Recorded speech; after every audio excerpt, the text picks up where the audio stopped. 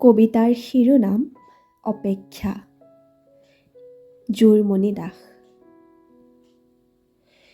ৰং নকৰা মোৰ কলিজাৰ দুৱাৰ খুলি ৰৈ থাকিম মই তুমি আহিবা বুলি।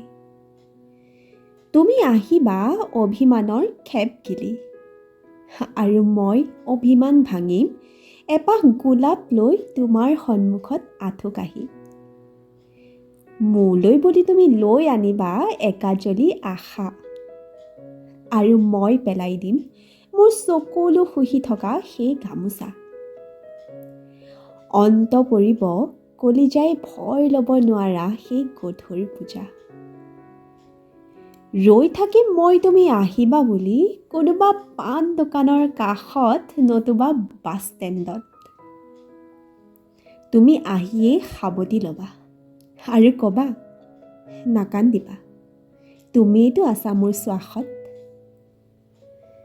তোমাৰ নিৰ্ভেজাল মৰম আৰু নিভাঁজ পৰশে উপশমিত কৰিব মোৰ কলিজাৰ কেঁচা ঘাঁ।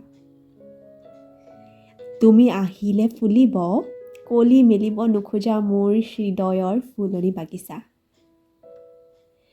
তুমি আহিবা, মই ৰৈ থাকিম কেতিয়াবা ব্ৰহ্মপুত্ৰ নতুবা সোৱণশিৰিৰ পাৰত।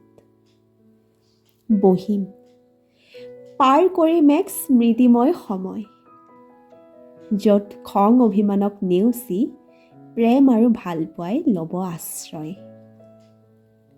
তেতিয়া বুকুৰ স্পন্দনত ভূমিকম্প অহা কমিব, মোৰ ক্ৰন্দনৰ বাবে অহা মুখলধাৰ বৰষুণ কমিব আৰু মোৰ চিঞৰত আকাশৰ পৰা নামি অহা গৰ্জিত বিজুলীও থমকি ৰ'ব। মুঠতে তুমি আহিবা বুলি মই ৰৈ থাকিম। তুমি ফুল ষ্টপ দিয়া কাহিনীটো আকৌ কমা দি আৰম্ভ কৰিম। ধন্যবাদ।